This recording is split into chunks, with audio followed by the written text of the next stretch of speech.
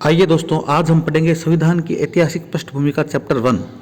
इसको हम दो भागों में पढ़ेंगे। पहला भाग होगा कंपनी का शासन, जो कि 1773 से 1858 तक था, और दूसरा होगा सम्राट यानी ब्रिटिश सरकार का शासन, जो 1858 से 1947 तक का होगा।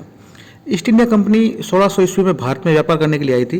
ब्रिटिश महारानी एलिजाबेथ फर्स्ट ने एक चार्टर के द्वारा उन्हें भारत में व्यापार करने का अधिकार दिया था।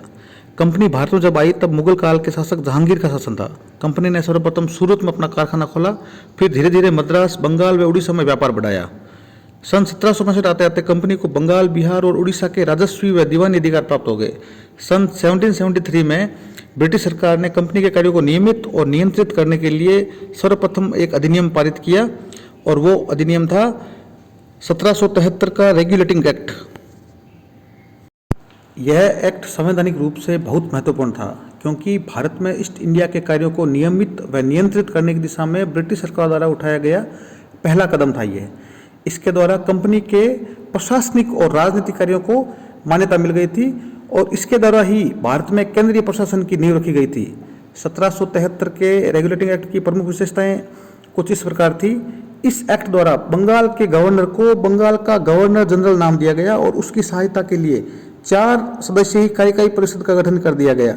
यह भारत में केंद्रीय प्रशासन की नींव रखी गई थी, और वारेन हेस्टिंग्स को पहला गवर्नर जनरल बनाया गया। ये बहुत इंपॉर्टेंट क्वेश्चन है। इसके द्वारा मद्रास एवं मुंबई के गवर्नर बंगाल के गवर्नर जनरल के अधीन हो गए थे, जबकि पहले सभी अलग अलग गवर्नर जनरल होते थे, अलग अलग प्रेसिडेंसी के अलग अलग गवर्नर होते थे।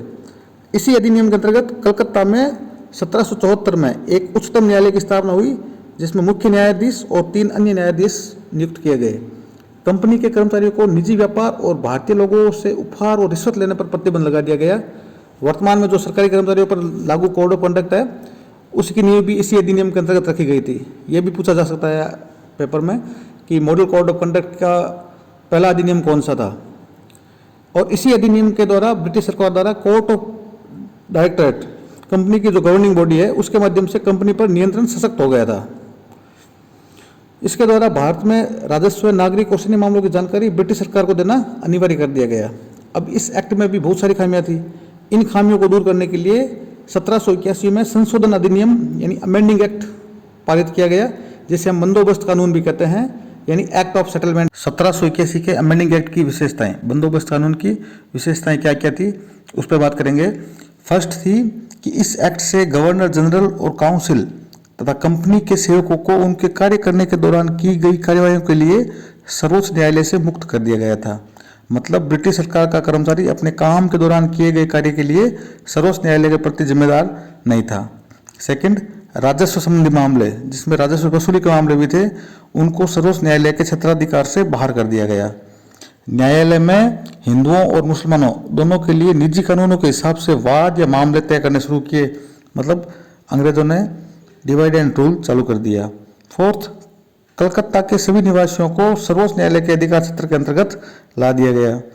फिफ्थ, इस कानून में यह भी व्यवस्था की गई कि प्रांतीय न्यायालय की appeal governor general in council के पास होगी, ना कि सर्वोच्च न्यायालय के पास में।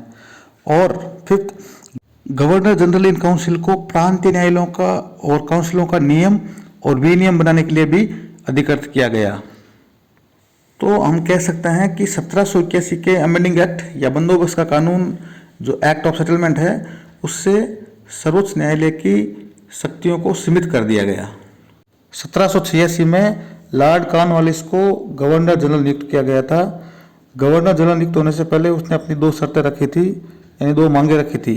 पहली मांग थी उसे विशेष मामलों में अपनी काउंसिल के निर्णयों को न मानने का अधिकार हो, तथा दूसरी मांग थी उसे सेनापति अथवा कमांडर इन चीफ का पद भी दिया जाए।